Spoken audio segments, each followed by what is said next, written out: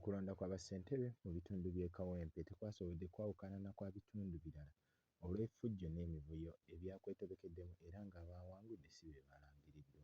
Katonda yekka eyampa obuvumu okumanya n'okutegeera abantu bange nze nasomerera mbeera z'abantu era abantu bange basobodde okumpa obululu obusobodde okuba nga bumpanguzza akalulu kano aka LC chairman Jinja Kawempe Sero. Nina essanyu lw'abantu bange abo abasobodde okuba nga bampa akalulu mu bungi ate nga basigadde ebweru nabo nga bangi. Kale n'olw'ensonga eyo njagala okukyusa obululu buno nga bwe bagamba nti babubba. Akalulu k'omugongo badde simanyi nti bakabba naye ekyamazima amatuufu kale ne kano bakabbe kuba abantu beesalirawo ate baddembe mu bulungi ne mu bubi beesaliddewo omuntu gwe baagala nga ye Kuseni Ssegujja Hussein nga ye chairman wa Kawempe Sero. Nga bw'olaba ennyiriri asooka ekyemmanga ye Ssegujja Hussein eyajjidde ku bannamunigina n'addirirwa Kisekka Richard owa NRM ne munnakibiina kya Nuupu Ben Sebulime. Wabula byagenze okukkakkana ng'ate balangiridde munnakibiina kya NRM ali wakati.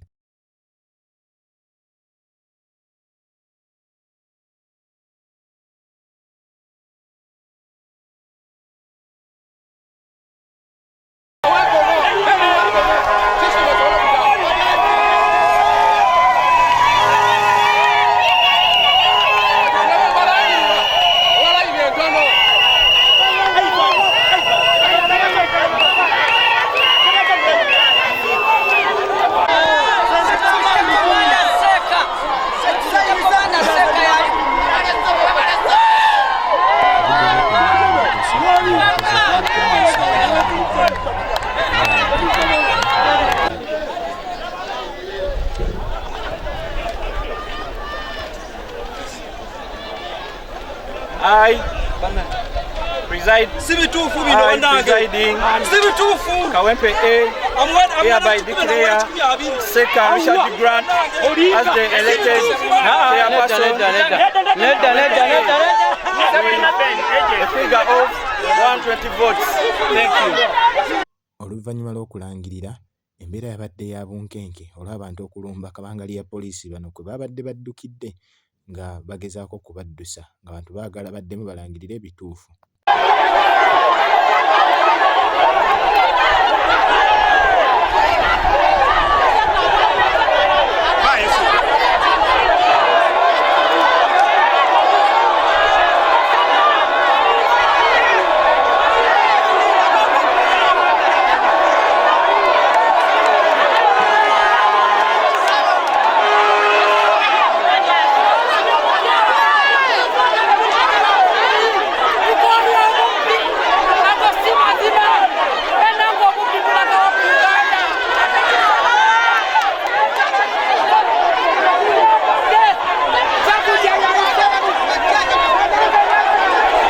Embeera eno yawaliriza Ssegujja okuvaayo naye alwanirira obuwanguzi bwe era mu kasambatuko ako alabibwako nga bamusikaasikanya.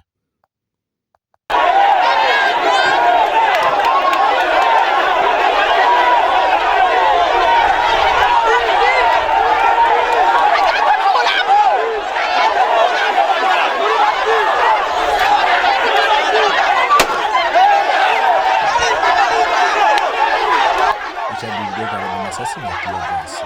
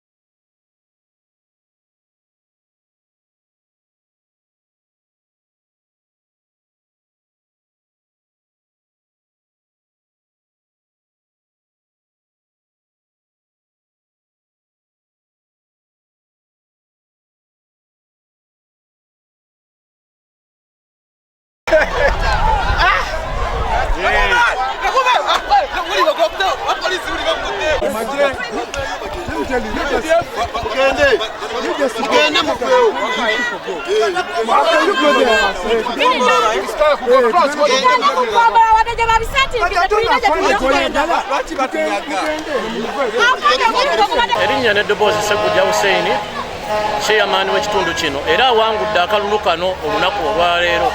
Akalulu kano mwami Byabakama chairman w'ebyokulonda ekyamazima amatuufu yateekawo akalulu kano nga kakulonda LCs obukiiko obutwala ebyalo. Naye olwaleero luno tulina embeera gye tuyitamu nga ffe abantu oluvannyuma lw'okunyigirizibwa nga baagala ekibiina ekimu. Omwami Maseruka Mutte ali wano ku ggombolola ly'e Nabweru yakwata akakiiko k'ebyokulonda mu ngalo n'asooka abeera ng'agamba nti olwaleero akakiiko ako yakatwala kuba yalagira omukyala Rosemary oyo akulira ebyokulonda mu Nabweru division amuli mu ngalo ze ate nze omuntu gwenvuganyiza naye oyo ate nga ye mwami we. Kale n'olw'ensonga eyo abalonzi bange bannonze mu bwenkanya era akalulu n'enkafuna oli afunye obululu 20 naye ate Gwebalangiridde ekitasoboka. Ngenda kulwanirira akalulu kange, ngenda kulwanirira obuwanguzi bwange paka mu ofiisi esembayo. Evidence